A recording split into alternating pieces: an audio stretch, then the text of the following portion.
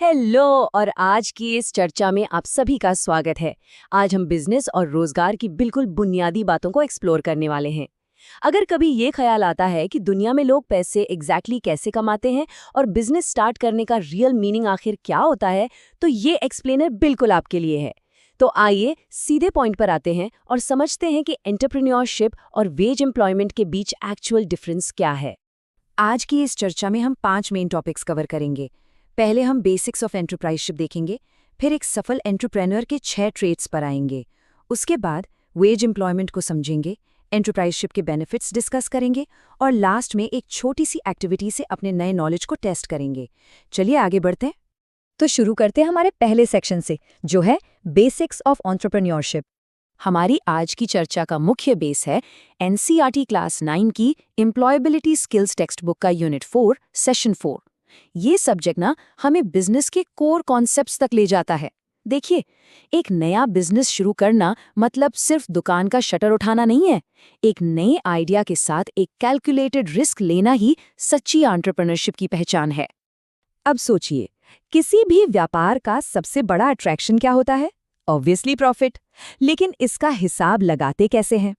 एक बड़ा सिंपल सा एग्जाम्पल लेते हैं जो टेक्स्ट बुक में राम प्रसाद की मिठाई की दुकान का दिया गया है।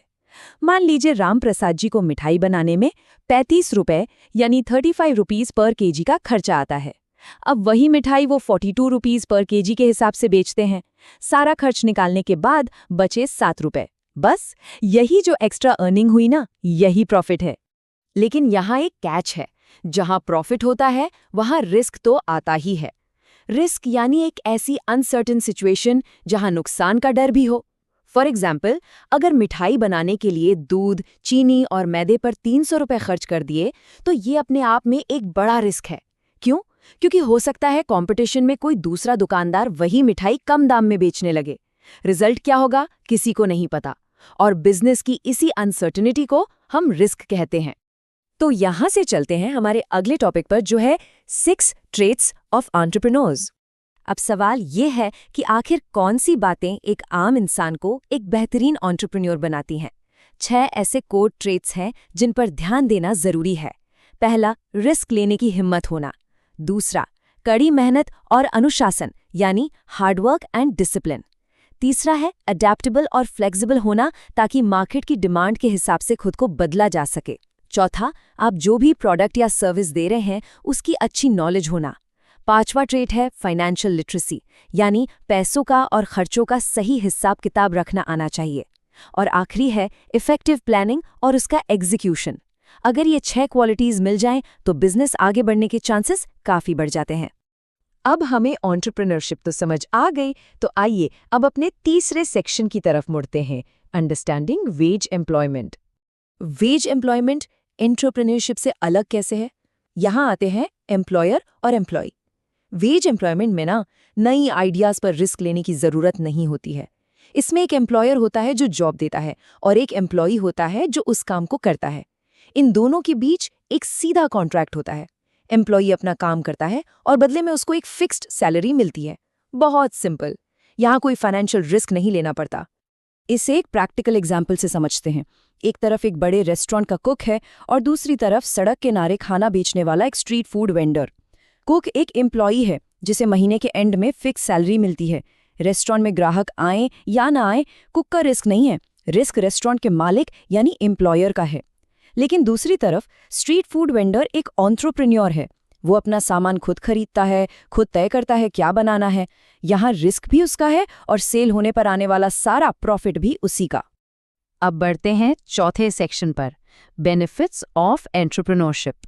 तो कोई अपनी फिक्स सैलरी छोड़कर एंटरप्रेन्योर बनने का रिस्क क्यों ही लेगा? इसके बहुत बड़े फायदे हैं जो किताब में साफ बताए गए हैं।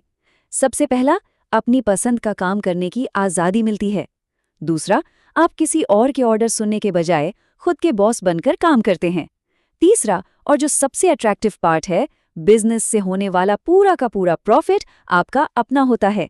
और चौथा फायदा एक यूनिवर्सल रूल पर बेस्ड है, मोर रिस्क मोर प्रॉफिट। यानी अगर रिस्क उठाने की हिम्मत ज्यादा है तो प्रॉफिट कमाने की लिमिट भी उतनी ही बड़ी हो सकती है। आइए अब इस एक्सप्लेनर के आखिरी हिस्से में चलते हैं, टेस्टिंग योर नॉलेज। अगर ये पता लगाना हो कि कोई काम एक्चुअल में एंटरप्रेन्योरशिप है या नहीं, तो एक्टिविटी 1 में दी गई इस टेबल का यूज कर सकते हैं। खुद से ये बेसिक सवाल पूछिए, क्या इस काम से कम्युनिटी की कोई प्रॉब्लम सॉल्व हो रही है?